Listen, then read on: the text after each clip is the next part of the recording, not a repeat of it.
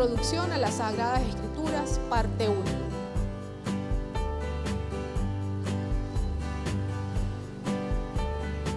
Entonces vamos arrancando con el objetivo general.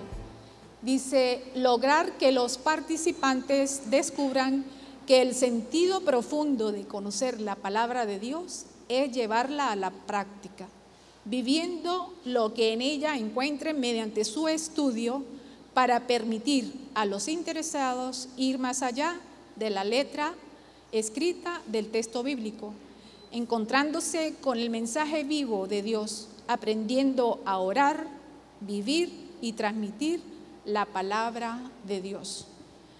¿Les parece nutrido el objetivo? Bastante, ¿verdad? Primero dice, lograr que los participantes descubran que el sentido profundo de conocer la palabra de Dios es llevarla a la práctica. Podemos hacer rapidito una evaluación de nosotros. Nosotros ponemos en práctica la palabra de Dios cuando la escuchamos, cuando vamos a la Eucaristía. O decimos, qué bonita, ¿verdad? Entonces hay que ir, porque la palabra de Dios, eso es lo interesante, que ella no se queda solamente en el aire, sino que va penetrando y va transformando. Dice, viviendo lo que en ella encuentren mediante su estudio para permitir a los interesados ir más allá de la letra escrita, que no nos quedemos solo con la letra escrita, encontrándose con el mensaje vivo de Dios, aprendiendo a orar, vivir y transmitir la palabra. Entonces vamos a sustentar este objetivo con una cita de Santiago, el capítulo 1 del versículo 22 al 25, y dicen, Santiago es muy claro, dice, pongan por obra lo que dice la palabra y no se conformen con oírla, pues se engañarían a sí mismos. Dice, no se conformen con oírla solamente, pues se engañarían a sí mismos.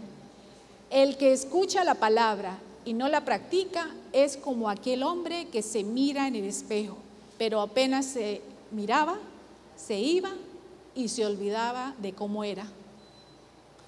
Todo lo contrario, el que fija su atención en la ley perfecta de la libertad y persevera en ella, no como oyente olvidadizo, sino como activo cumplidor, este será dichoso al practicarla. Tremenda promesa del Señor, ¿no? Tremenda promesa. ¿Qué nos promete el Señor si escuchamos y ponemos en práctica la palabra de Dios? Será dichoso. ¿Y qué es dichoso? ¿Y por qué hay cristianos que andan tristes? Porque ante la dificultad de una vez nos sentimos, porque no ponemos en práctica lo que nos dice, no confiamos en la palabra del Señor. El Señor provee, el Señor da amor, el Señor es misericordia y Él no nos va a dejar ni morir de hambre, ni morir de nada. Si morimos, dejamos esta vida terrenal y nos vamos a gozar de la vida eterna, del convite celestial, de la fiesta perfecta que nos tiene el Señor. Así que confiemos en el Señor. Pongamos la palabra de Dios por obra. Pongan por obra lo que dice la palabra. No se conformen con oírla solamente.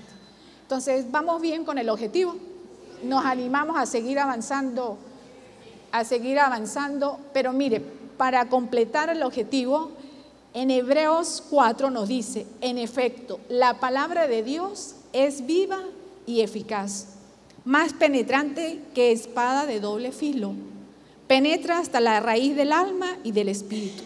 Sondea los huesos y los tuétanos para probar los deseos y los pensamientos más íntimos.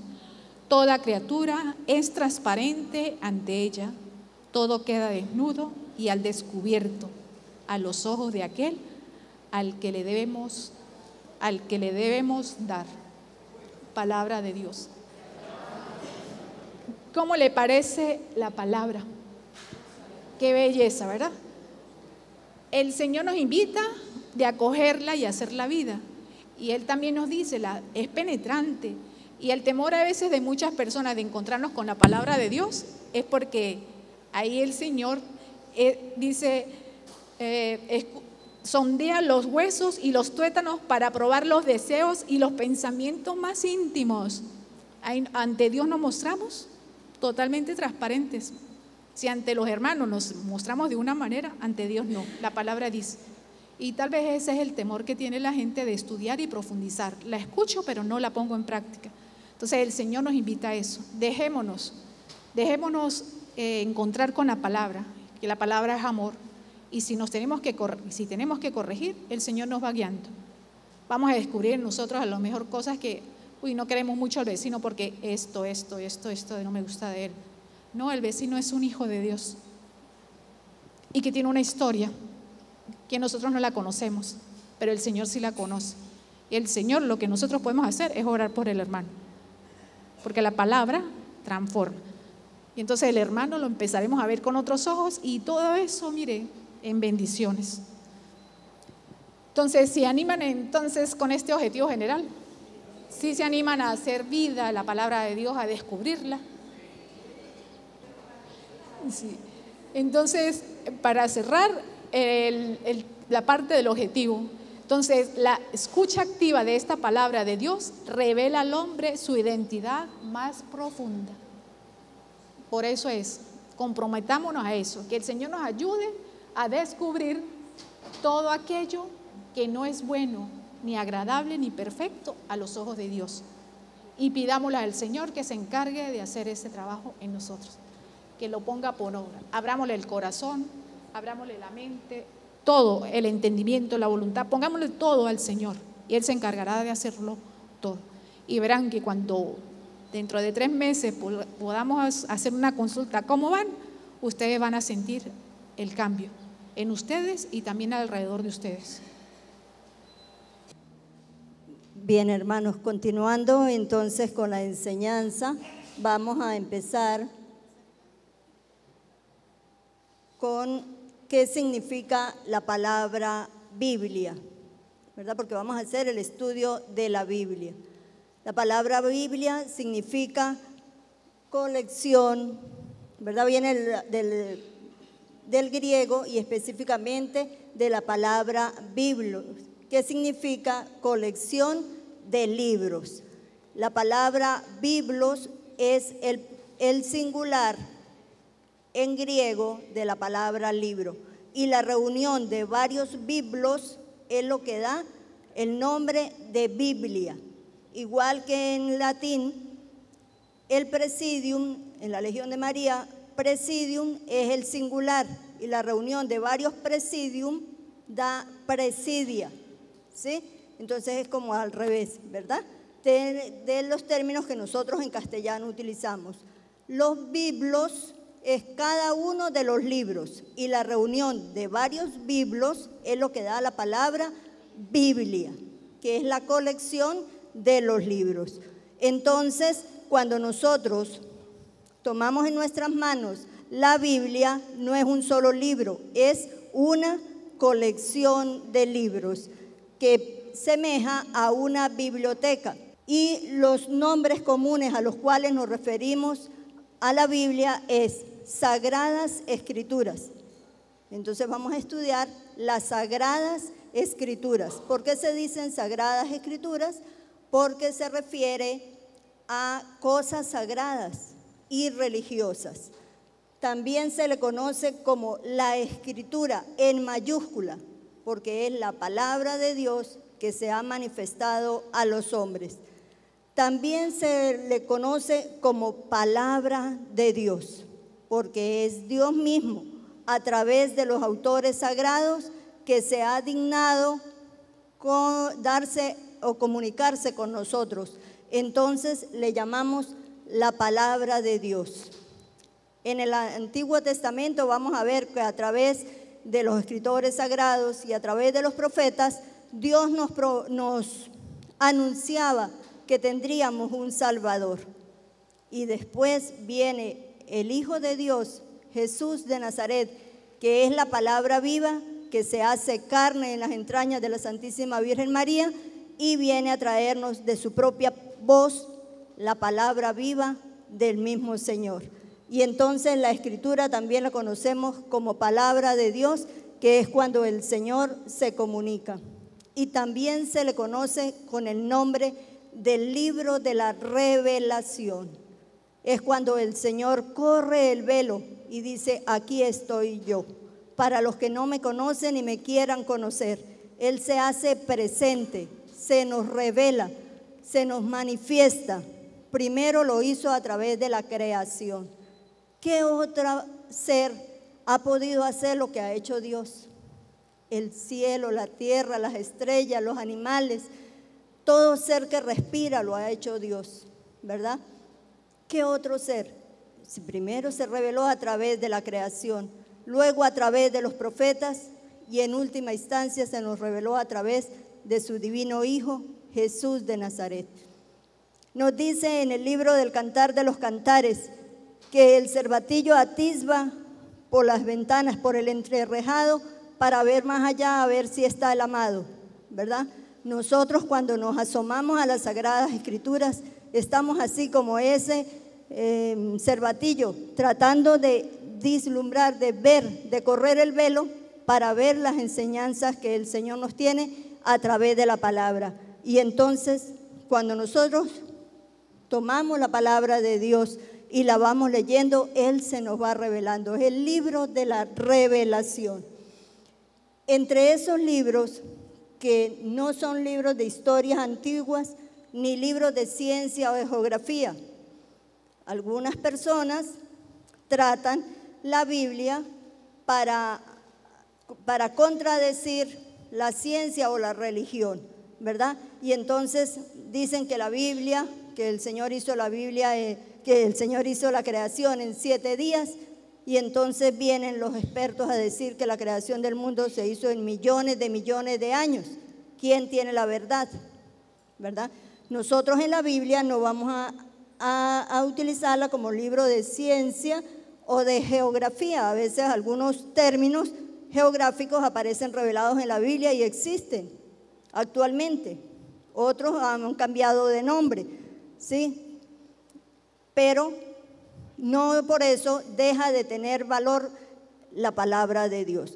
En cuanto a la interpretación, ya lo veremos en el capítulo 4, la interpretación de la palabra de Dios cuando nos dice si lo creó en 7 días o en miles de millones de años. Pero como sabemos, para Dios el tiempo es un segundo, ¿verdad? 1000 años es un segundo. Y si lo creó en 7 días, pues bien, lo pudo hacer en miles de millones de años. Con eso no hay ninguna contradicción. La Biblia, en la Biblia vamos a encontrar unos libros muy largos, como los Salmos, que son 150. Hay 150 capítulos sobre los Salmos. Como el libro de Isaías en el Antiguo Testamento, que tiene 66 capítulos. Pero hay libros muy corticos. Y uno dice, no, yo no leo la Biblia porque es un larguero. Uno puede agarrar un libro cortico, como Abdías, en el Antiguo Testamento, que tiene solamente 21 versículos. Un capítulo, 21 versículos. O en el Nuevo Testamento, la segunda carta de San Juan es la más cortica de toda la Biblia. Tiene 13 versículos. Y la tercera carta de San Juan tiene 15 versículos.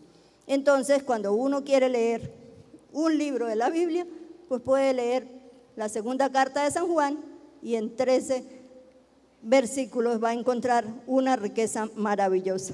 Entonces, los libros que vamos a encontrar en la Biblia, no todos son del mismo tamaño, ni todos son escritos por los mismos autores, como veremos a continuación.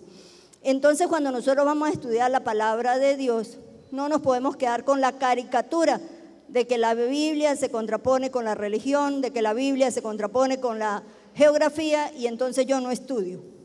No, tenemos que tener una apertura. Los que no conocen se quedan con esa caricatura y cierran las puertas.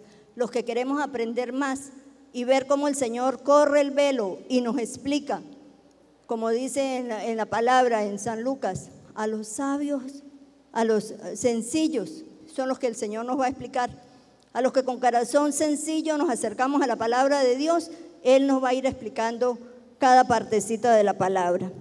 Entonces, la Biblia como colección de libros, vamos a encontrar la riqueza del Señor, y ahí nos va a ir contando cómo el Señor nos muestra su presencia, su revelación, y cómo ha escogido a un pueblo a lo largo de la historia, y ese camino del pueblo de Dios es el que vamos a ir descubriendo a lo largo de las páginas de la Biblia como el camino de la salvación. Estamos llamados a lograr la salvación a través de nuestro amado Jesús de Nazaret. La Biblia nos cuenta su historia. El Antiguo Testamento se forma a partir de tradiciones orales muy antiguas y datan del tiempo del rey Salomón en el siglo X antes de Cristo, ¿sí? 1000 años antes de Cristo. Son 3000 años antes empezaron a escribir por escrito lo que el Señor había hecho con ese pueblo elegido, con el pueblo de Israel que Él sacó de Egipto, caminó por el desierto y lo llevó a la tierra prometida. Y de ahí para acá venimos nosotros también en ese caminar. Pero anteriormente el conocimiento de Dios lo iban pasando de generación en generación, con palabras de forma oral, porque no había la manera de escribir la experiencia de los hijos de Dios a lo largo de la historia. Entonces fueron a partir de las tradiciones orales que fueron pasando de generación en generación hasta que en el tiempo del rey Salomón fue que se empezó a escribir los libros del Antiguo Testamento por autores que el Señor se escogió, unos más preparados, otros menos preparados, ¿sí? Por ejemplo, el Señor se escogió a un pastor de ovejas y también escogió a Lucas. Lucas era médico, ¿verdad? Un doctor en medicina. Tenía una preparación diferente a un muchachito que estaba allá cuidando ovejas y el Señor lo llamó para hacer una profecía. Entonces, los textos también, como veremos más adelante, tienen diferentes modo de redacción porque depende del autor material que el Señor se escogió para transmitir el mensaje. El Nuevo Testamento se redacta a partir del siglo 51 después de Cristo. Primero se escriben las cartas de San Pablo. San Pablo fue el primero que empezó a escribir. Los evangelios no se escribieron en la presencia del Señor Jesús. No estaba el Señor Jesús cuando empezaron a escribir los evangelios, sino que primero fue San Pablo, más tarde los evangelios, y entre los años 95 y 100 se termina de redactar la Biblia con el Evangelio de San Juan y el Apocalipsis. San Lucas nos va a decir, así como el Antiguo Testamento se hizo a través de las tradiciones orales, San Lucas en el capítulo 1 nos dice: varias personas han tratado de narrar las cosas que pasaron entre nosotros a partir de los datos que nos entregaron aquellos que vieron y fueron testigos desde el principio y que luego se han hecho servidores de la palabra. Siendo así, también yo he decidido investigar hasta el origen de esta historia y componer para ti, excelente Teófilo, un relato ordenado de todo. Entonces unos contaban una cosa, otros contaban otra. Y San Lucas, que era un hombre preparado, se fue a la casa de la Virgen, se fue a donde estaban los discípulos, se reunió con Pablo y empezaron a averiguar. Y él empezó a averiguar parte por parte todo lo que se había hecho Jesús, de la persona de Jesús, desde la anunciación hasta su ascensión, ¿verdad? Entonces, San Lucas va a redactar de forma ordenada todo lo que sucedió, aunque San Lucas no fue testigo presencial de el actuar del Señor, de la vida pública de Jesús. Él no estaba en ese grupo. Fue posterior que aparece San Lucas. Pero vamos a hablar ahorita de la Biblia, palabra de Dios viva e inspirada. ¿Y por qué es inspirada? Y ahí vamos a dar la justificación de este ejercicio. Entonces, ¿qué es una inspiración? ¿Ustedes alguna vez han amanecido así, dice, uy, amanecí inspirado? Sí, ¿verdad? Y resulta que no tiene nada en la cocina y con esa inspiración que tuvieron hicieron el mejor plato y sin haber tenido todos los ingredientes para que hubiera quedado, ¿verdad?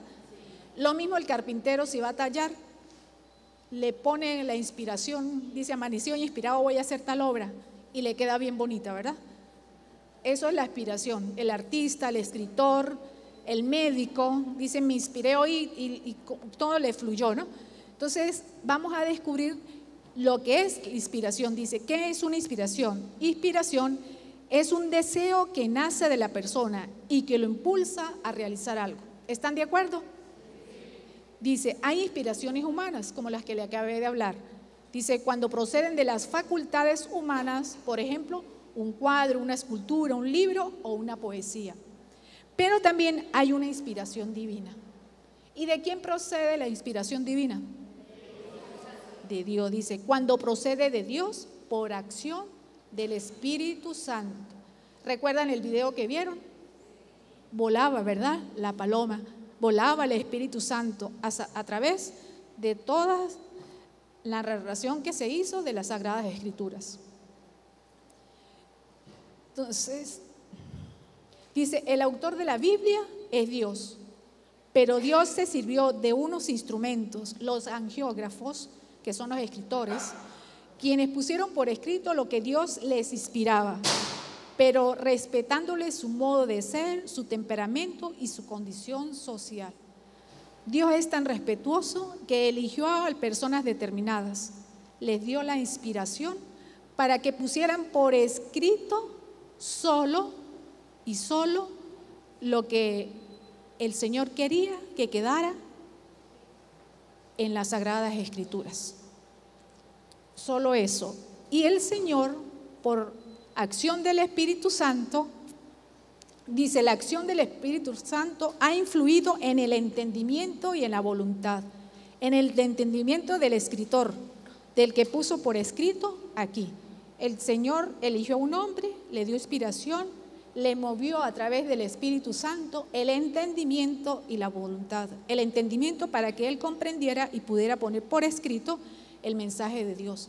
Y la voluntad para que no fuera la voluntad del hombre lo que se reflejara ahí, sino la voluntad de Dios. Solo iba a colocar en el texto lo que el Señor quería revelarse, lo que el Señor quería que hoy, por el influjo de la inspiración que le dio a los escritores, nos llegara esa palabra que es viva. Por eso hablamos de palabra viva.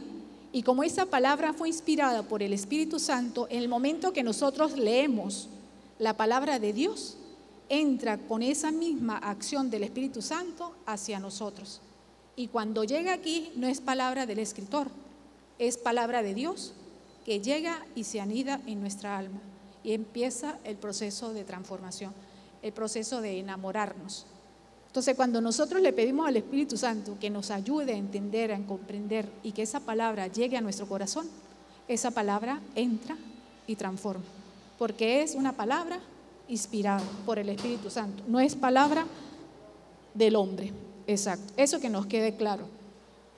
Dice, como dice Concilio Vaticano II, todo lo que afirman los autores inspirados lo afirma el Espíritu Santo, de donde se sigue que los libros sagrados enseñan sólidamente, fielmente y sin error la verdad que Dios hizo consignar en dichos libros para la salvación. Entonces, ahí dice, el Concilio Vaticano II es este librito chiquitito, pero aunque es pequeñito, contiene una información muy valiosa. Escrito, el Concilio Vaticano II fue convocado en el año 1962 y terminó en el 65. convocado por el Papa Juan XXIII, y como él fallece, concluye el concilio, es el Papa Pablo VI. Es una riqueza. Todo lo que afirman los autores inspirados lo afirma el Espíritu Santo. Por eso nosotros, cuando leemos la palabra de Dios, estamos confiados de que esto sí es palabra de Dios. No porque lo digan los papas, sino porque en ellos reside el depósito de la fe. Ellos son los guardianes de que la fe que el Señor, que la Santísima Trinidad, el Padre, el Hijo y el Espíritu Santo anuncia a través de toda la historia de la salvación, llegue a nosotros con la verdad, así como fue anunciada en su debido tiempo. Y eso lo van a ver ustedes en el Antiguo Testamento y van a ver la riqueza que hay.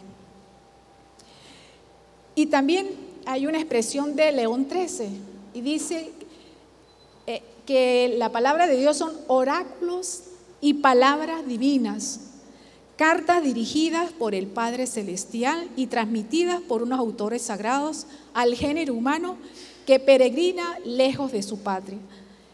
Cuando yo leí aquí cartas dirigidas por el Padre Celestial, yo dije, wow, el Señor me escribió a mí.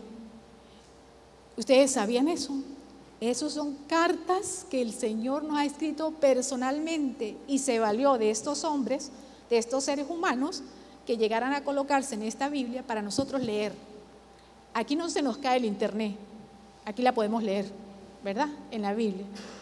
Entonces estamos escuchando la palabra de Dios, la que pronunció en el antepasado, pero que se hace como es vida, como es viva, se hace presente hoy. Porque es el Espíritu Santo, lo que yo les decía, el Espíritu Santo que entra con la palabra a nuestra alma, a nuestra interioridad.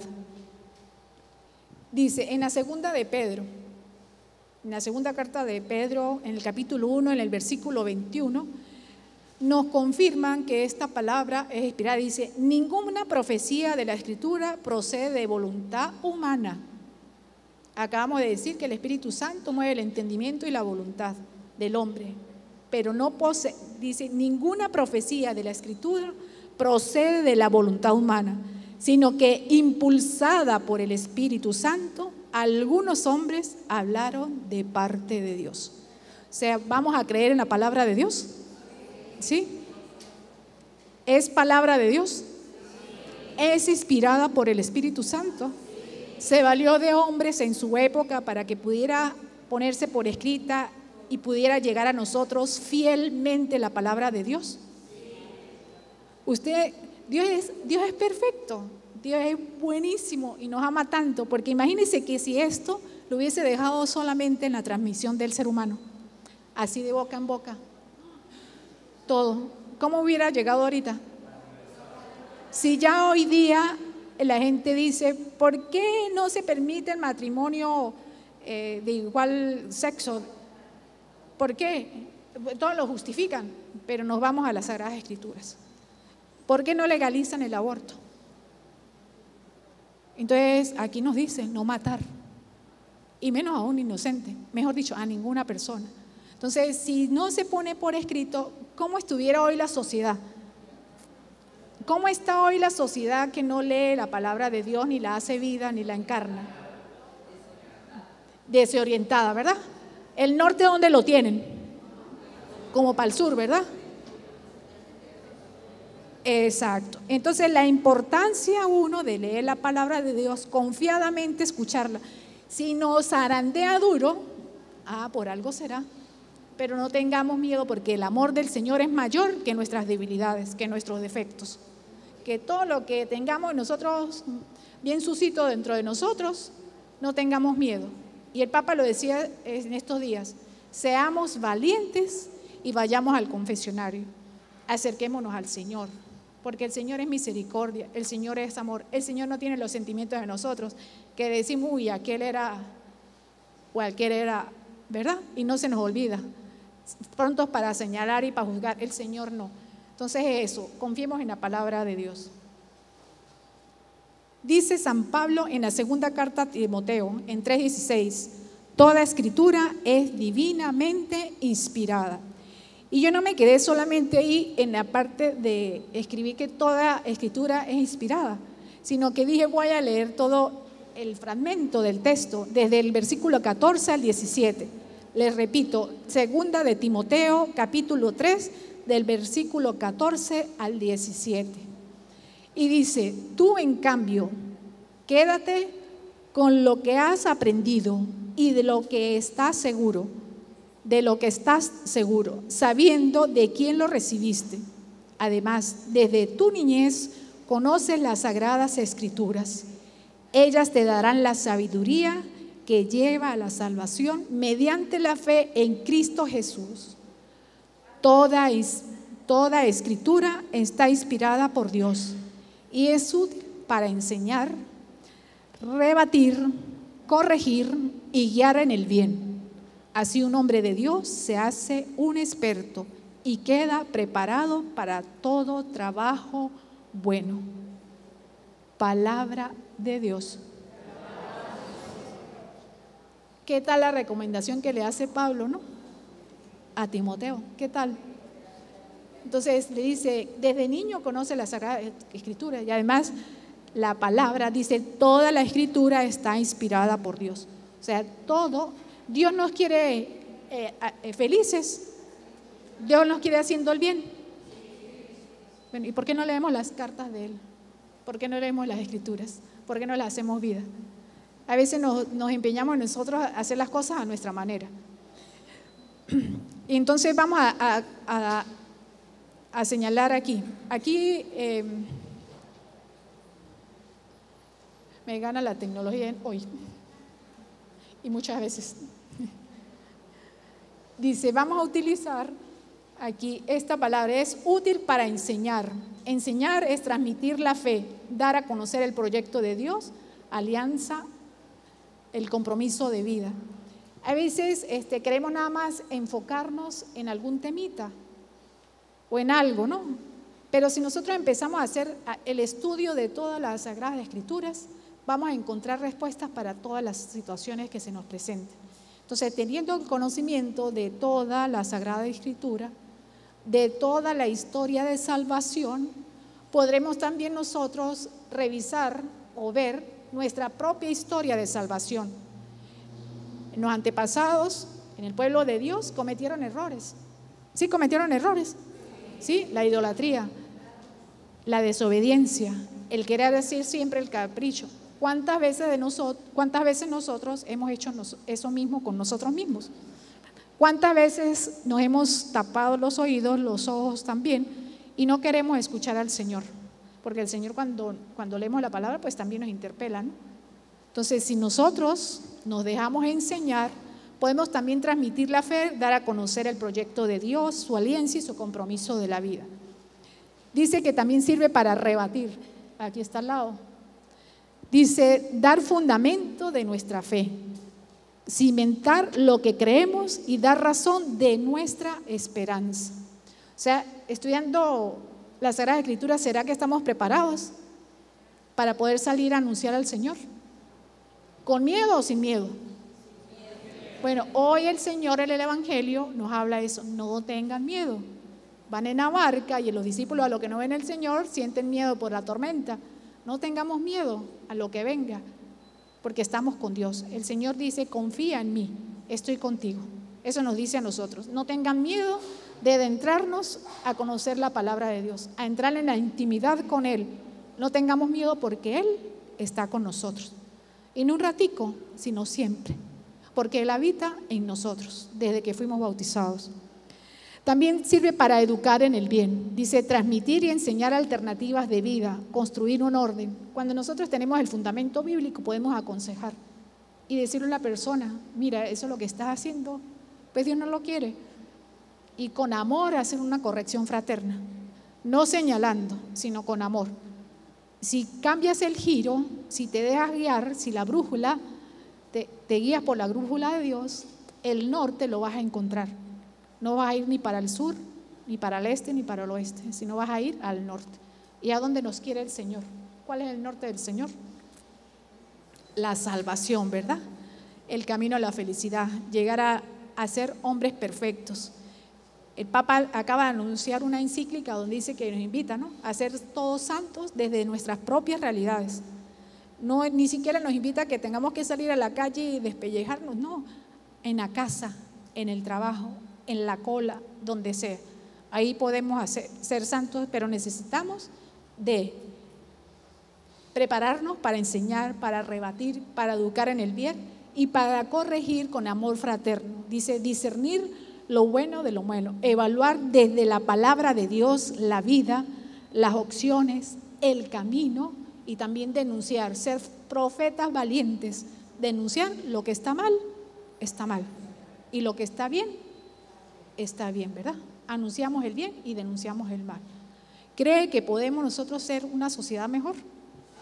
¿Cree que nos podemos nosotros recuperar de lo que estamos viviendo en esta sociedad tan corrompida? Que todo el mundo desea sacar provecho del hermano y sobre todo de los que están sufriendo. ¿Cree que es posible que si nos juntamos todos aquí, mire que si miran alrededor es un grupo importante, si todos oramos con la palabra del Señor y le pedimos a Él que nos auxilie en este momento, que podamos salir de aquí y llevar un poquito de esperanza a tanta gente que vive en desesperanza, y que yo cuando me pongo, ahora yo digo, uy, Dios mío, si en este momento me siento así, ¿cómo será la gente que no te conoce? ¿Cómo será? Pero yo sé que estoy contigo y contigo me siento fortalecida, me siento animada a seguir en la lucha, porque hay que anunciar el reino a todos esos hermanos que aún no conocen a Jesucristo. ¿Ustedes creen que hay personas aquí, por ejemplo, sin ir muy lejos, aquí en el estado que no conocen a Jesucristo? ¿Y ustedes por qué creen que puede ser eso? ¿Será que el Señor necesita de obreros como nosotros? Sí, y no tengamos miedo, que el Señor está. Si yo les contara como yo era antes, que yo temblaba, pero mira donde el Señor me tiene. Y es Él, no soy yo, es Él. Porque yo me bajo y ya me pongo a temblar, pero subo y el Señor me toma. Entonces eso es lo que el Señor quiere. Y si los llama a ustedes algo, tienen que preguntarle a Él: Señor, ¿por qué me has llamado? ¿Para qué me necesitas? ¿Para qué me preparas? No el por qué. ¿Por qué me llamaste? No. ¿Para qué me estás llamando? ¿Para qué me necesitas? ¿Ustedes han recibido bendiciones de Dios? Muchas, ¿verdad? Solamente la vida, ¿verdad? Bueno, entonces repartamos un poquito de esas bendiciones también para los demás, que no se quede todo con nosotros. Y ya para concluir la parte esta de la palabra de Dios viva e inspirada, hay 4 consecuencias de la inspiración.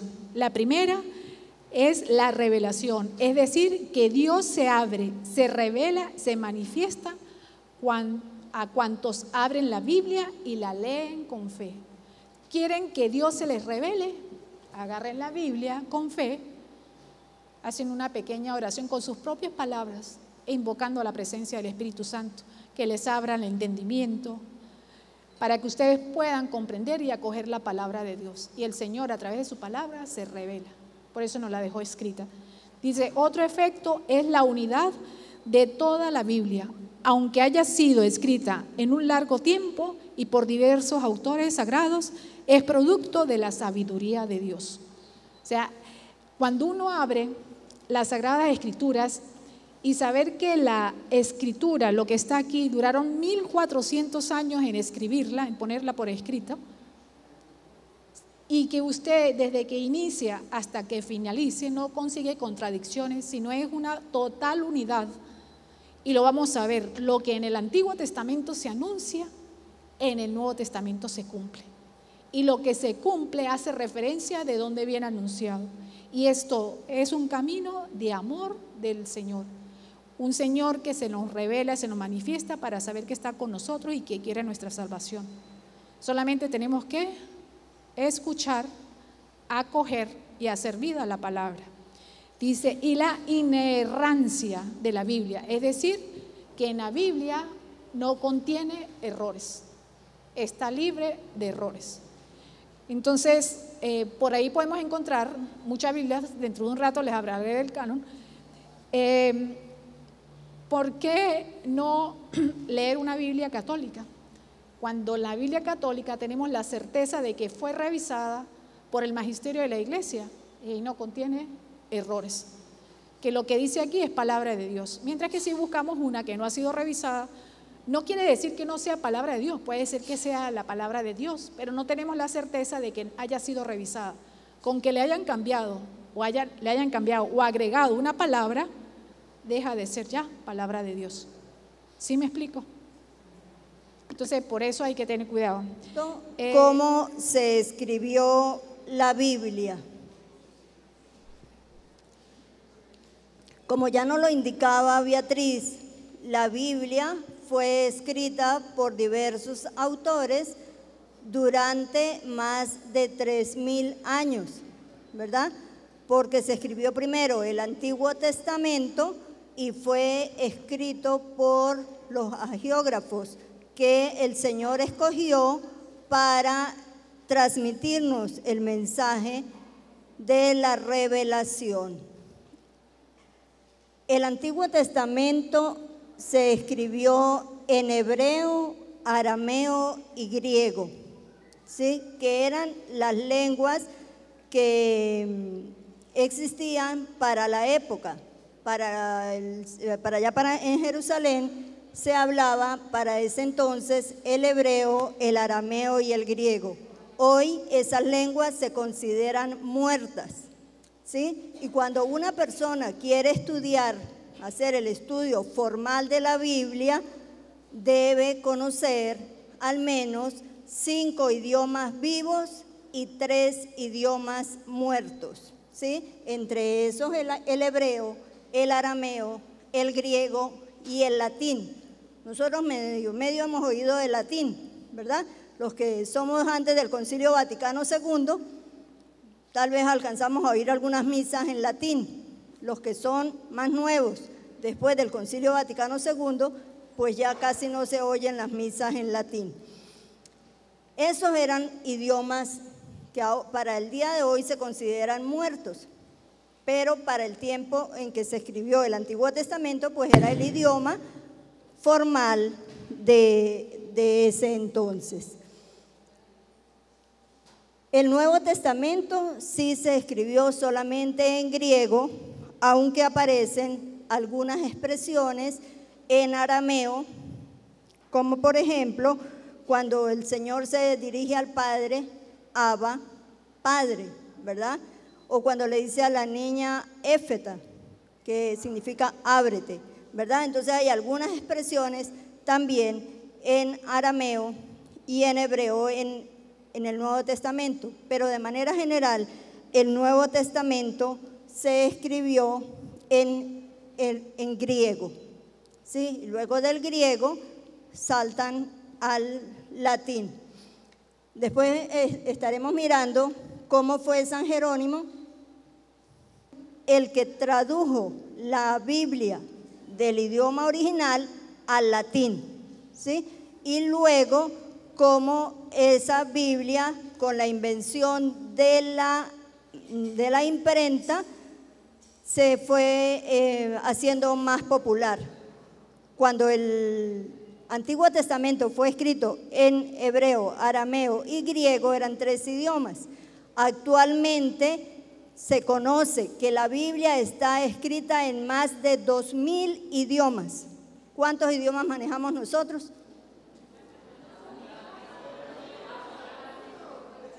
Español y eso apurados. Inglés para lo más, poder acceder a la impresora, al internet, que a veces nos ponen palabras en inglés y uno ya las va captando, ¿verdad? Pero nos cuesta. San Juan Pablo II dicen que hablaba y reconocía 125 idiomas y dialectos.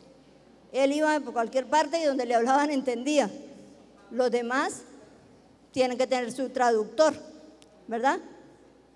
Bueno, ahora con la invención de la imprenta, la Biblia está editada en 2000 idiomas y dialectos. Así que no tenemos excusa de que no podemos leer la palabra porque no la entendemos, porque ya que está escrita en hebreo o en griego, pues no podemos leer. ¿Cómo se escribió la Biblia? Se utilizaba el material de papiro. El papiro era unos juncos que crecían allá en Mesopotamia y esos juncos los secaban y después los iban haciendo así como en rollos, ¿sí? Era el papiro y ahí era en columnas donde iban escribiendo hacia abajo. Cuando llenaban esa parte del papiro, al otro lado, ¡pum!, iban escribiendo el texto. Ya ahora cuando veamos cómo se dividió la Biblia, vamos a ver por qué hubo necesidad de colocar capítulos y versículos.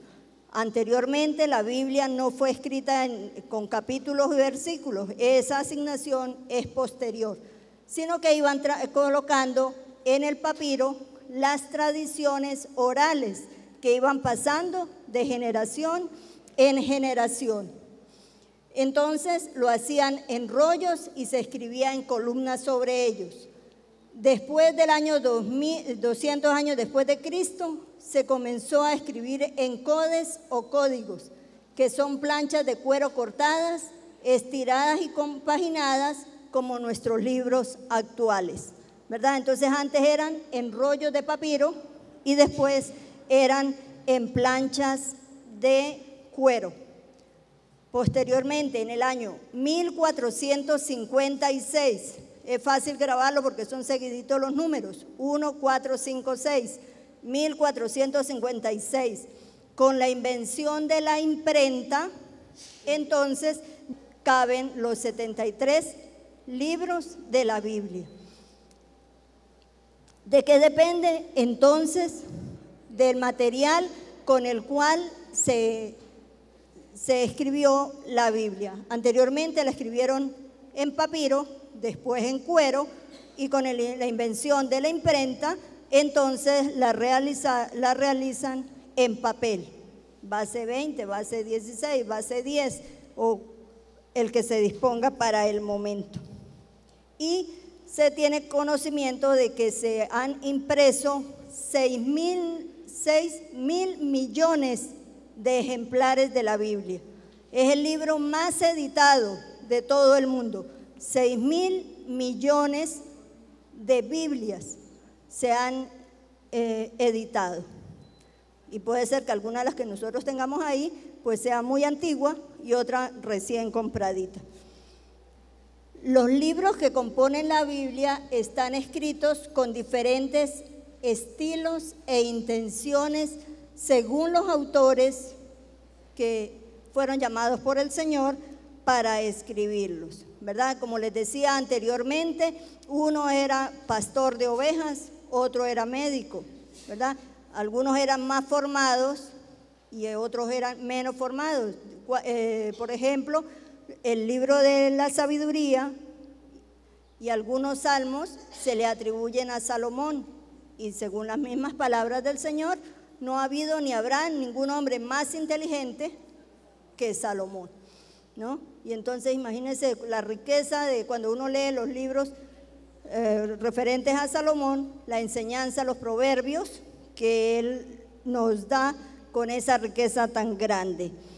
Entonces, esos libros dependen del género literario con el cual fue escrito, y encontramos que hay libros históricos, ¿sí? Como por ejemplo, el libro que nos relata la construcción del templo de Jerusalén, que duraron 46 años en construirlo. Entonces en la Biblia aparece redactado en forma de prosa la construcción del templo de Jerusalén. Pero también hay libros en versos, o hay partes de los libros que están en versos, como por ejemplo el Magnificat, cuando la Virgen dice, proclama mi alma la grandeza del Señor, y está en versos, ¿verdad? Se alegra mi espíritu en Dios mi Salvador. Entonces, no solamente nos cuenta la historia, sino que está la proclamación del verso, como el Magnífico. Hay libros que nos cuentan, libros legislativos o jurídicos, el libro del Levítico, ¿verdad? Y el libro del Deuteronomio de manera muy particular, nos señalan las leyes. En el Éxodo también, porque justamente en el Éxodo capítulo 20 aparece el decálogo, que son las leyes o mandamientos de la ley de Dios, ¿verdad? Pero en el libro del Levítico están explicados todas las leyes que debían cumplir los judíos. Nosotros tenemos ¿cuántos mandamientos para cumplir? 10. 11, 10, 15. Ay, nos aplaza el padre Wilson. Es una pregunta que le hace en la clase de catequesis. 2,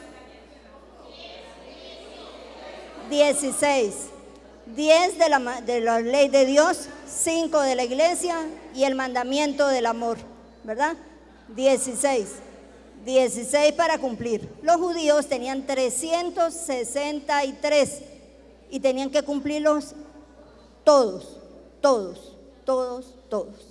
Y San Pablo les dice, yo el primero en cumplirlos, pero eso no es lo importante, cumplir la ley. Lo más importante es recibir la salvación que nos viene de Cristo Jesús, nuestro Señor resucitado.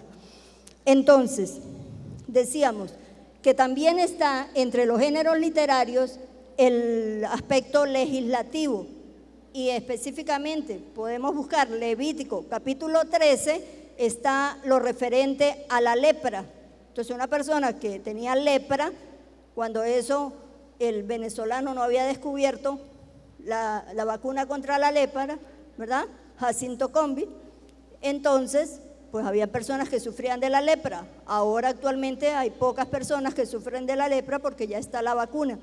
Para ese entonces, cuando se escribió el Levítico, las personas que sufrían de la lepra se tenían que apartar de la comunidad, vivir aislados y tener una campanita para avisar que ellos iban a pasar por ahí para que la gente se retirara, ¿verdad? Si buscamos en el Levítico capítulo 13, encontramos la ley sobre la lepra. También se encuentran canciones populares, ¿sí? Una canción popular muy famosa que aparece en la Biblia es el canto de Moisés cuando atravesaron el Mar Rojo, y lo leemos en la vigilia pascual a continuación de la tercera lectura, que es el paso del pueblo de Dios por el Mar Rojo, y a continuación aparece el canto de Moisés donde dice que arrojó al mar carros y jinetes y los tapó, ¿verdad? Y entonces hay una canción muy hermosa que canta el pueblo de Israel, y entre esas está en Éxodo capítulo 15. Encontramos declaraciones diplomáticas, ¿sí? Para ese entonces ya habían cancilleres, habían reyes. El rey de Persia, Ciro, hace el decreto por el cual los judíos que estaban en Babilonia pueden regresar a Jerusalén, ¿verdad? Y hace el decreto, y entonces aparece en la Biblia el decreto que el rey Ciro, en Esdras capítulo 1, como el rey Ciro ordena que el pueblo judío puede regresar a Jerusalén a reconstruir su ciudad y su templo. También está a nivel profético, aparece en el oráculo de los profetas, como ya veremos a continuación en las siguientes sesiones, profetas mayores, profetas menores, que van anunciando al pueblo lo que va a suceder, pero que también van denunciando lo que está sucediendo, ¿sí? ¿Y qué es lo que pasa con los profetas actuales, con la Conferencia Episcopal Venezolana? Que ellos están anunciando y denunciando, y entonces entran en problemas. En el tiempo de Jesús también lo hubo, y antes de Jesús en el Antiguo Testamento los profetas iban anunciando y denunciando.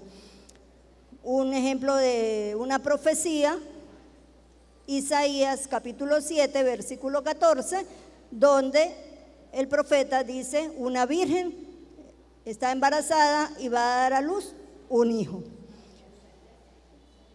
Hay libros sapienciales donde aparece la sabiduría del pueblo de Dios, como el libro de los Salmos, el libro del Eclesiástico, el libro del Eclesiastés y el propio libro de la sabiduría. Están del género apocalíptico, como el libro de Daniel y como la propia Apocalipsis, ¿sí?, que nos van a anunciar lo que vendrá en el futuro. Tipo de cartas o género epistolar, ¿sí? El modelo muy marcado, San Pablo, que hace 14 cartas, entre ellas, por ejemplo, cuando se refiere a primera de Timoteo, capítulo 1, versículo 2, se refiere a su hijo Tito, hijo en la fe, le dice, ¿verdad? Y le envía una carta muy parecida a las que nosotros enviamos. Entonces es de género epistolar. Ahora ya casi no se usan las cartas porque ahora se utiliza mensajes de texto. Y uno omite muchas palabras para poder que el mensaje llegue lo mejor posible. A propósito, a muchos de las escuelas de laicos se les mandó el mensaje, pero esos mensajes ya no son tan fidedignos porque no a todos les llega, ¿verdad? Nosotros mandamos más de 300 mensajes para invitar a esta escuela y no llegaron. Tal vez pues no fue muy eficiente el mecanismo utilizado para la convocatoria, pero de todas maneras bienvenidos a todos los que están acá presentes. También hay relatos humorísticos, ¿sí?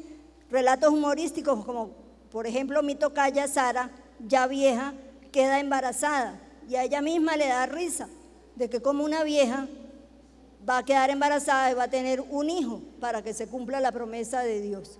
Entonces, si uno lee el episodio de Génesis capítulo 21, va a encontrar cómo Sara se ríe cuando el ángel le anuncia que ella va a quedar embarazada y ella misma le va a dar a su propio hijo a Abraham. Y hay géneros literarios irónicos. ¿Irónicos cómo así? Pues un ejemplo de un relato irónico es el de los trabajadores en la viña, los que fueron a las 9 de la mañana, a las 12, a las 3, y los que llegaron a las 5, a las 6 de la tarde le pagaron igual que el que trabajó a las 9 de la mañana. Eso era como, para uno es como una ironía, pero el dueño de la mies es el que sabe cuánto tiene que pagar a cada uno según su trabajo. Entonces es irónico, ¿verdad? Pero hay que leer a profundidad cuál es el sentido de por qué reciben la paga los mismos que llegan a la última hora, los que llegaron hoy a las 9, que los que llegaron a las 6:30. Y van a recibir la misma enseñanza, ¿verdad? Es como irónico. Bueno, después vamos a presentar la interpretación de esto. Entonces, también hay el género lírico o poético, como el Cantar de los Cantares. Es una belleza leer ese libro. Es lírico, es el poema del amado y de la amada, el diálogo de cómo Dios nos ama y cómo nosotros podemos responderle al amor de Dios, al amor misericordioso de Dios. Y cuando leemos el libro El Cantar de los Cantares, se nos saltan todas las mariposas del corazón y del estómago, viendo cómo se aman ese amado y esa amada, ese amado que es Dios, esa amada que es cada criatura de nosotros. De manera general, la Biblia nos transmite la verdad para nuestra salvación. ¿De qué manera? En cualquiera de esos géneros literarios que acabamos de analizar, con firmeza, fidelidad y sin error, ¿sí? Ya algunos se me han acercado a comentarme de que por qué los científicos tienen problemas con la religión. El científico Jorge Isaac Newton, ¿saben quién es? Un físico, el que creó las leyes del movimiento a los 12 años de edad, creó las leyes de la dinámica, del movimiento, la inercia, masa y acción y reacción, y luego, cuando él conoce al Señor, escribió más libros de teología que los que había escrito de física. Es un hombre que conoce la ciencia, pero que a través de la ciencia pudo conectarse con Dios y luego dedicó su vida a escribir los libros de teología, más que los que él escribió de física, de óptica y de cálculo infinitesimal. Entonces la ciencia no choca con la religión, pero los que no conocen bien la ciencia, pues entran en conflicto con la religión. Pero la gente que logra adentrarse en la ciencia va a conocer a profundidad la grandeza, lo majestuoso que es el Señor. ¿Por qué? Porque la Biblia nos muestra con firmeza, fidelidad y sin error la verdad de nuestra salvación. No es una verdad científica o histórica, sino una verdad religiosa que nos da a conocer el proyecto de Dios. Por eso estamos aquí nosotros tratando de descubrir cuál es el proyecto de Dios en nuestras vidas, y nos hemos comprometido ya en varias ocasiones con Beatriz y en la persona de Beatriz con el Señor a continuar descubriendo en el estudio bíblico cuál es el proyecto de Dios para cada uno de nosotros, con mucha docilidad, con mucha perseverancia, pero con mucha oración bajo el influjo del Espíritu Santo. Que sea el Señor entonces el que se manifieste a través de cualquiera de esos géneros para que nos devele cuál es el plan de Dios en la vida de cada uno de nosotros, de nuestra familia y de nuestras parroquias. Que así sea. Vamos a continuar y el tema que vamos a desarrollar ahorita es el canon de la Biblia. ¿Han oído hablar del canon de la Biblia?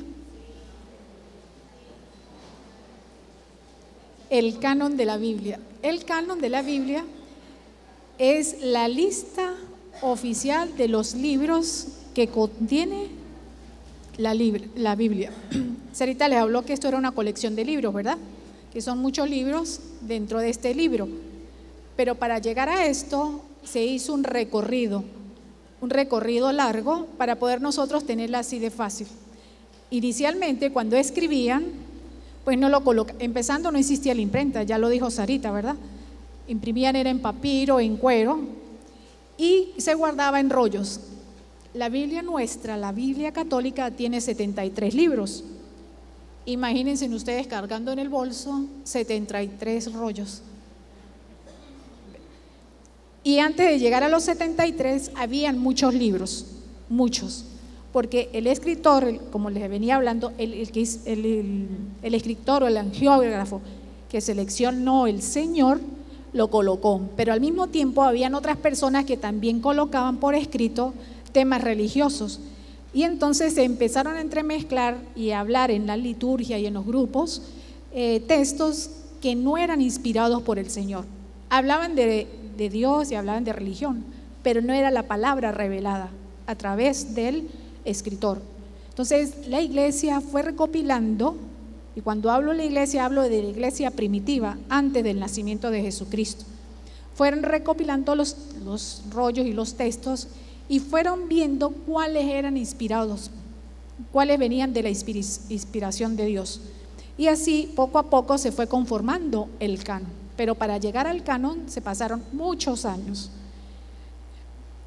Entonces, canon de la Biblia es la lista de los libros que la iglesia considera inspirados por Dios. También significa la norma o regla de vida por seguir. Entonces nosotros como católicos tenemos que escuchar la voz de la iglesia. ¿Y quién está al frente de la iglesia? El Papa, ¿verdad? El magisterio. Dice, la palabra canon viene de la lengua griega y corresponde a la expresión una caña recta que sirve para sostener derecho una cosa. O sea, para que no se nos tuerza y se nos desvíe la palabra de Dios, por eso fue necesario la canonicidad de las Sagradas Escrituras, de la palabra de Dios. Entonces, el magisterio que les he venido hablando, ustedes colocamos ahí una fotico de los papas desde la antigüedad. Dice, el magisterio de la iglesia publicó la lista de los libros bíblicos en los concilios de la Odisea en el 360. Esa fue la primera vez que se publicó una lista oficial reconocida de los libros inspirados por Dios, por la Iglesia Católica. Después en Hipona en el 393 y en el Concilio de Trento en 1545, le coloco ahí 1945 y 1545 y 1563 porque fue el tiempo en que duró el concilio. En ese tiempo hicieron revisión y se concluyó oficialmente el canon de la Biblia que hoy tenemos a nuestro alcance. Ese es el listado oficial. Y aquí hablando un poquito, que yo ya les venía comentando, dice: el magisterio de la iglesia atestigua que ese libro existe y ha sido inspirado por Dios. Solamente atestigua, mas no es la iglesia quien inventa los libros. Eso que quede bien claro. Dice: ellos son frutos de la predicación y el culto. ¿Cómo se llegó a determinar que era inspirado? Porque eran los libros que cuando se reunían en las sinagogas, se reunía el pueblo de Dios a leer la palabra de Dios, eran los que se usaban en el culto y en la predicación. En el próximo tema, cuando estemos en el día 28, le vamos a hablar sobre el origen, cómo se hizo desde que se escribió en hebreo y en arameo, cómo se llegó al proceso de tenerlo así con capítulos y versículos. Y entonces ahí le vamos a mostrar un poquito más de la historia. Hoy no avanzamos en ese aspecto porque ya la hora vamos por encima. Dice: la iglesia primitiva fue la que puso por escrito su predicación. La iglesia guiada por el Espíritu Santo y por el magisterio es la depositaria del tesoro de la revelación. Si nos vienen otros a decir, no, la iglesia, que es la que atestigua y resguarda el tesoro de la revelación. Nosotros como iglesia también tenemos que resguardar eso. Cuando nos vengan a hablar de cosas que no están en las Sagradas Escrituras, pues también nosotros por eso podemos dar podemos dar razón de nuestra fe, porque está avalada a través de las Sagradas Escrituras. Y el canon se estableció con el fin de mantener la misma regla de fe en toda la iglesia. Imagínense el mundo tan grande que es. Si hubiéramos que cargar todo, si no estuviera la Biblia, lo que les decía hace rato, ¿no? ¿Por dónde nos guiaríamos? Por cualquier doctrina que sacaran por ahí, ¿verdad? Entonces, por eso fue que urgía que colocar o enlistar los libros inspirados. Antes de avanzar, y les vamos a mostrar el cuadro comparativo de los cánones que existen hoy, vamos a hablar y aclarar unos términos. ¿Ustedes han oído hablar de libros protocanónicos? Bueno, la Biblia contiene libros protocanónicos. En el Antiguo Testamento dice: son los reconocidos como inspiración en un primer momento del proceso de realización por la iglesia para conformar el canon de los libros. O sea, fueron los libros que la iglesia reconoce como inspirados en el primer momento. Quiere decir que no había duda ninguna de que no fueran inspirados por el Espíritu Santo. Y esos son los libros protocanónicos. Los deuterocanónicos, y que ustedes lo van a escuchar, fueron que en un segundo momento fueron reconocidos como libros inspirados. Y esos libros son libros o partes de libros que fueron reconocidos como inspirados en un segundo momento, que son los de Tobías, Judí, Sabiduría, Eclesiástico, Barú, el 1 y 2 de Macabeos y fragmentos del libro de Esther y de Daniel. Esos fragmentos ustedes los van a descubrir en una tareita que les vamos a colocar. Se van a dar cuenta cómo fueron incluidos en ese segundo momento. Y también vamos a escuchar hablar de libros apócrifos. Apócrifos son libros de características literarias similares a algunos de los escritos bíblicos, redactados entre el siglo II antes de Cristo y el 2 y cuarto después de Cristo. No son reconocidos como libros inspirados. Entre ellos existen varios de género del Apocalipsis. Esos libros, y a lo mejor ustedes han oído hablar, por ahí ya salió el otro día un libro de Judas, ¿verdad? Sí, ya han salido así libros. Esos son libros apócrifos, no son reconocidos por la iglesia.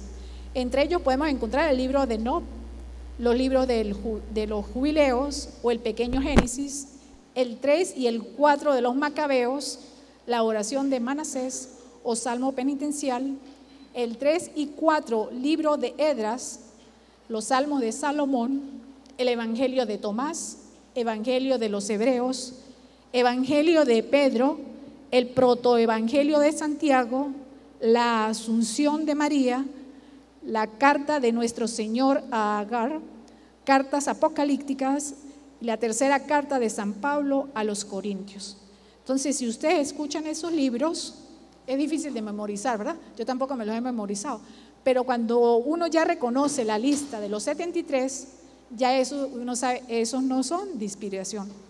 Que pueden de repente ayudar a iluminar el momento histórico, en la ciudad, la descripción de las comunidades y eso puede iluminar, pero no es palabra de Dios. Es como un libro de historia, ¿sí? Un libro de geografía que nos narra a lo mejor la situación geográfica y nos da detalles que nos pueden, pero no es la esencia, no es la palabra de Dios. Entonces la Biblia tiene libros deuterocanónicos y libros protocanónicos. Proto es primera vez, sí, o sea, desde el primer momento fueron aceptados como revelación, inspirados, y los deuterocanónicos en un segundo momento. Y los apócrifos no son inspirados, no son reconocidos. Entonces vamos a hablar del canon. Dice, en el tiempo de la iglesia primitiva existían entre los hebreos dos canons o listas de libros inspirados, un canon que se llamaba palestinense y el otro que se llamaba el canon alejandrino. El canon palestinense, que como es con la lengua hebrea, uno podía pensar que fue el primero que se estableció, pero no fue el primero. El primero fue el canon alejandrino. Dice, el canon alejandrino, en el primer cuadro se habla de la Biblia hebrea. Esa corresponde al canon palestinense. La Biblia hebrea estaba escrita en hebreo, es la que usaba el pueblo judío. Esa, que debió haber sido la primera, no fue. Esa se aprobó en el año 95 después de Cristo. Después que habían pasado las batallas y las luchas y todo, un grupo de judíos instituyeron una escuela y ese grupo se reunieron y entre ellos establecieron ese canon palestinense o canon hebreico. Y entonces ahí determinaron ellos cuáles libros eran inspirados. En ese estudio, aquí en este cuadro que se ve, que aunque no se ve muy bien, en la primera, ahí está especificado y que consta de 24 libros, el canon palestinense. 24 libros, de los cuales los profetas mayores, tal vez en este momento no pueden agarrar los términos, porque estamos apenas empezando el estudio bíblico, pero cuando le hablemos de profetas menores, van a recordar que en este canon palestinense o hebraico, el libro de los profetas menores estaba resumido en uno solo, o estaba contenido. Entonces la diferencia entre lo que tenemos nosotros, que no son 24 libros, sino que tenemos 46 libros en el Antiguo Testamento, ven que hay una diferencia. Ellos no reconocieron parte de lo que son o lo que se denominan los libros deuterocanónicos. Los que la iglesia reconoció en un segundo momento, ellos no los reconocieron.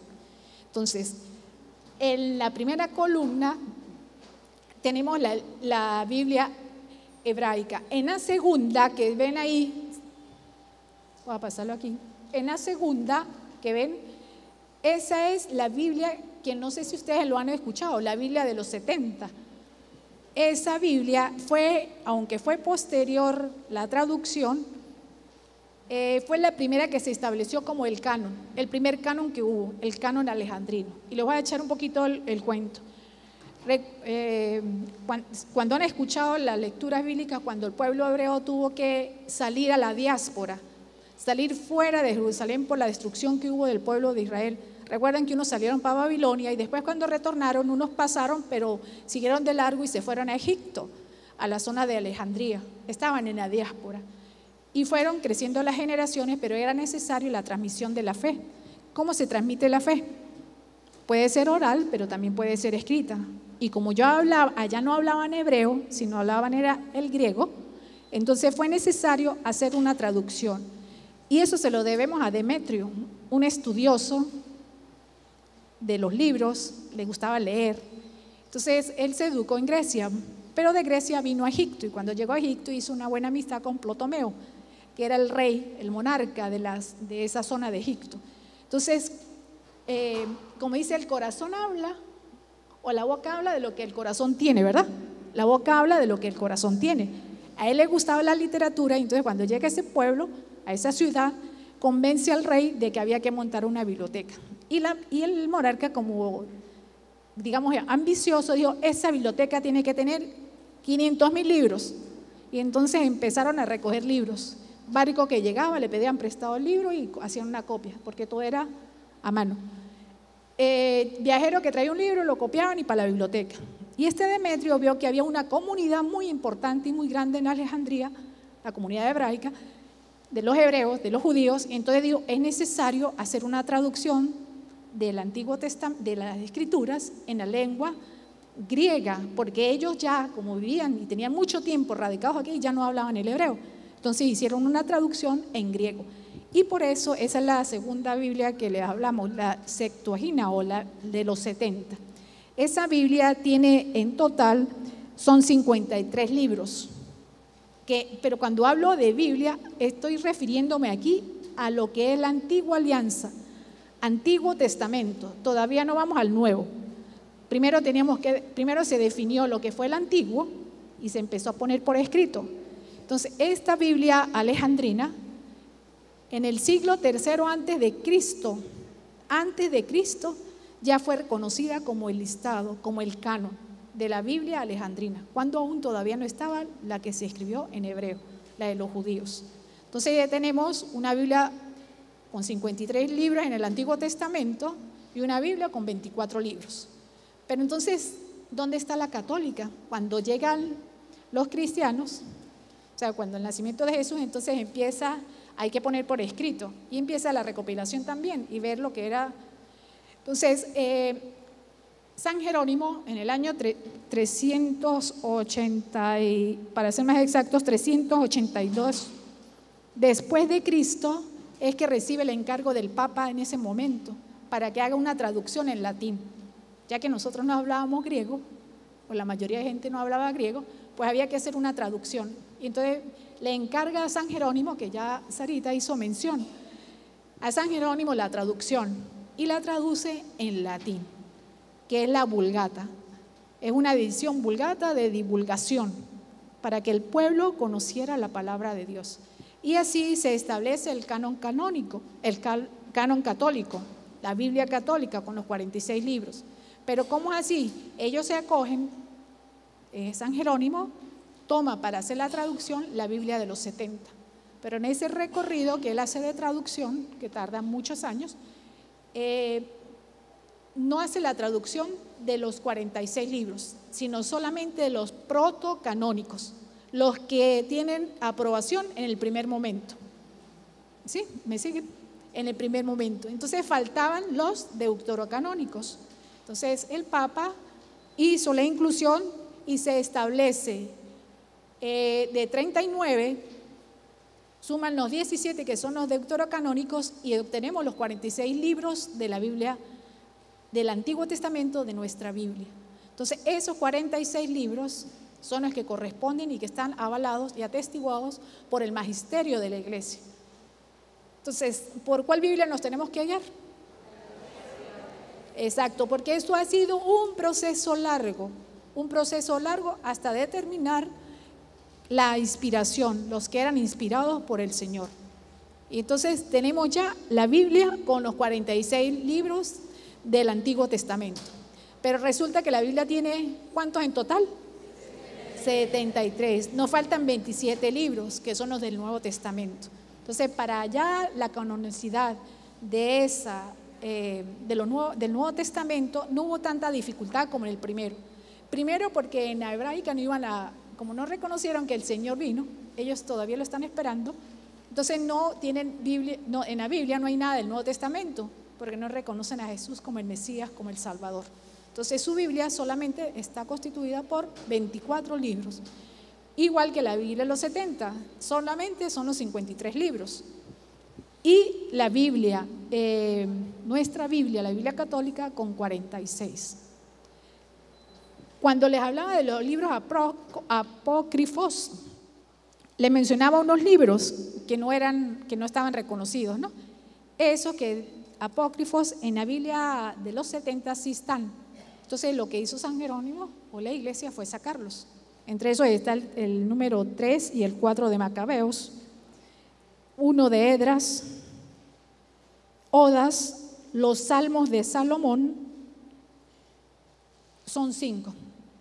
Les repito, Salmos de Salomón, Odas, el 3 y el 4 de Macabeos y el 1 de Esdras. Esas son las diferencias en que trae entre la Biblia de los 70, que es una tremenda traducción, está en griego, pero que tiene esos libros que la Iglesia Católica no los reconoce, los apócrifos, esos 5, y nos quedamos entonces con los 46.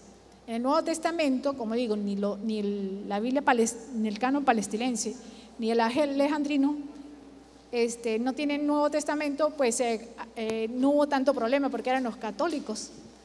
Y después ya cuando vino la época de Lutero, la época del protestantismo, él, que era católico, pero se desvió, no siguió el norte del que veníamos hablando, entonces él hizo volver. En el Antiguo Testamento eliminó también los libros deuterocanónicos y dejó nada más 39, y por eso la Biblia de los protestantes tiene 66 libros. Entonces, la idea es que nosotros nos acojamos a nuestra Biblia, es la recomendación. Bien, para saber si una Biblia es católica, en primer lugar, tienen que revisar si tiene los 73 libros, ¿verdad? Si en el Antiguo Testamento están los 46 libros, incluyendo el libro de Tobías, Judith, Primera y Segunda de Macabeos, Sabiduría, Eclesiástico y Baruch. Si en el índice, si lo pueden buscar es en el índice, si en el índice aparecen esos libros, entonces sí, esa Biblia es católica. En segundo lugar, por la aprobación eclesiástica.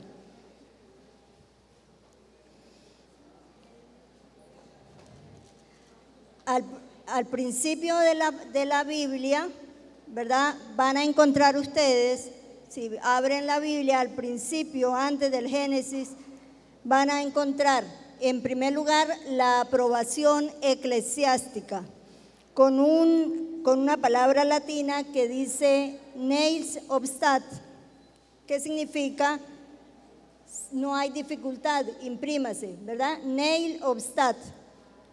Entonces eso significa que no hay dificultad. Y también aparece la firma de un obispo de la Conferencia Episcopal Latinoamericana que autorice la impresión de esa edición de la Biblia. Entonces aparece la firma del obispo, puede ser el de Quito, por ejemplo la mía está firmada por Monseñor Antonio González, arzobispo de Quito, presidente de la Conferencia Episcopal Ecuatoriana.